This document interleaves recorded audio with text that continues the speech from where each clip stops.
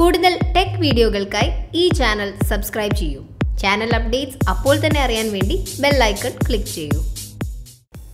Hi all, welcome to tech Malayalam. Tech മലയാളത്തിൽ ഇന്ന് ഞങ്ങൾ വന്നിട്ടുള്ളത് ഒരു ന്യൂസ് പാസ് ചെയ്യാൻ വേണ്ടിയിട്ടാണ്. Paytm ഡെബിറ്റ് കാർഡുമായിട്ട് വരാണ്.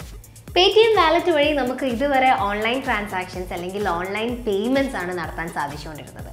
ഇപ്പോൾ ഓഫ്ലൈൻ പേയ്മെൻറ്റിന് കൂടി ഈ ഒരു Paytm വാലറ്റ് യൂസ് ചെയ്യുക എന്ന ലക്ഷ്യത്തോടു കൂടിയാണ് ഡെബിറ്റ് കാർഡുമായിട്ട് Paytm എത്തുന്നത്. 120 റുപ്പീസാണ് ഇതിൻ്റെ ഒരു പ്രോസസ്സിംഗ് ഫീ ആയിട്ട് ആവശ്യപ്പെടുന്നത്. ഈ വാലറ്റിൽ Paytmൽ കയറിയതിന് ശേഷം നിങ്ങൾ ഡെബിറ്റ് കാർഡിന് വേണ്ടിയിട്ടുള്ള അല്ലെങ്കിൽ കാർഡിന് വേണ്ടിയിട്ടുള്ള അപേക്ഷ സമർപ്പിക്കണം. അതിനുശേഷമാണ് നമുക്ക് കാർഡ് എത്തുക. ഇപ്പോൾ ATM നമ്മൾ പണം പിൻവലിക്കുന്നത് പോലെ തന്നെ Paytm വാലറ്റ് വഴി നമുക്ക് ATM കാർഡ് പോലെ തന്നെ ഈ കാർഡ് യൂസ് ചെയ്തിട്ടും ക്യാഷ് ട്രാൻസാക്ഷൻസ് നടത്താൻ വേണ്ടി സാധിക്കും, അല്ലെങ്കിൽ ക്യാഷ് പിൻവലിക്കാൻ വേണ്ടി സാധിക്കും എന്നാണ് പറയുന്നത്. എല്ലാവർക്കും ഓൺലൈൻ ട്രാൻസാക്ഷൻസ് എപ്പോഴും നടത്താൻ പറ്റണം എന്നില്ല.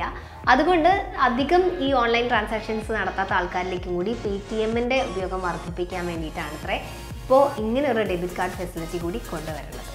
4 പേയ്മെൻറ്റ് ബാങ്ക്സ് ആണ് ഇന്ത്യയിൽ നിലവിലുള്ളത്. Airtel payment bank, Indian post payment bank, Fino payment bank, ഒപ്പം Paytm. ഇപ്പോൾ Paytm നൽകുന്നത് റുപ്പി ഡെബിറ്റ് കാർഡ്സ് ആണ്. മൊബൈൽ ആപ്പിലേക്ക് പ്രത്യേക UPI സംവിധാനം Paytm അവതരിപ്പിച്ചിട്ടുണ്ട്. മറ്റ് ബാങ്ക് അക്കൗണ്ട്സിൽ നിന്നും പണം എടുക്കാനും അയക്കാനും സാധിക്കും. ഇതിന് UPI ID മാത്രം മതി. ബാങ്ക് അക്കൗണ്ടിൻ്റെ ഡീറ്റെയിൽസ് ഡിസ്ക്ലോസ് ചെയ്യേണ്ട ആവശ്യമില്ല.